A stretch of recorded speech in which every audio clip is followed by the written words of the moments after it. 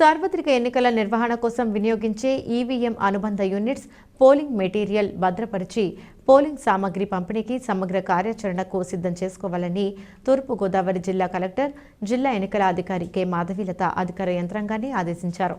గోపాలపురం నియోజకవర్గం కోసం ప్రతిపాదించిన డిస్ట్రిబ్యూషన్ కేంద్రాన్ని, స్ట్రాంగ్ రూమ్ను రిటర్నింగ్ అధికారి కె శివజ్యోతి ఇతర అధికారులతో కలిసి కలెక్టర్ పరిశీలించారు. ఈ సందర్భంగా మాధవీలత మాట్లాడుతూ ఎన్నికల నిర్వహణ, ఓటింగ్ ప్రక్రియ సజావుగా నిర్వహించే క్రమంలో ఏర్పాట్లు పకడ్బందీగా నిర్వహించేందుకు సన్నాహాలలో భాగంగా గోపాలపురం డాక్టర్ బిఆర్ అంబేద్కర్ గురుకుల పాఠశాలను నియోజకవర్గం పరిధిలో పరిశీలించినట్లు తెలిపారు.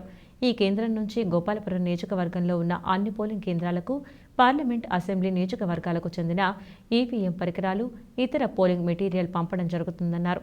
ఇందుకోసం అనువైన భవనాన్ని ఎంపిక చేయడం, అదే ఆవరణలో తాత్కాలిక స్ట్రాంగ్ రూమ్ కూడా ఏర్పాటు చేసినట్లు తెలియజేశారు. స్ట్రాంగ్ రూమ్ నుంచి పోలింగ్ కేంద్రాల వారీగా స్పెక్టాలను ఏర్పాటు చేసి ఎన్నికల విధుల్లో పాల్గొనే అధికారులకు వాటిని అప్పగిస్తానన్నారు.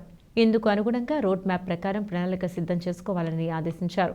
పోలింగ్ కేంద్రం వివరాలు, బిఎల్ఓ పేరు, ఫోన్ నెంబర్, పోలింగ్ కేంద్రం రూమ్ వద్ద, అదేవిధంగా స్కూల్ ఆవరణలోనికి ప్రవేశించే గోడ మీద ఆ కేంద్రంలోని మొత్తం పిఎస్ వారీగా బిఎల్ఓ పేరు వివరాలు, ఫోన్ నెంబర్లను ప్రదర్శించాలన్నారు.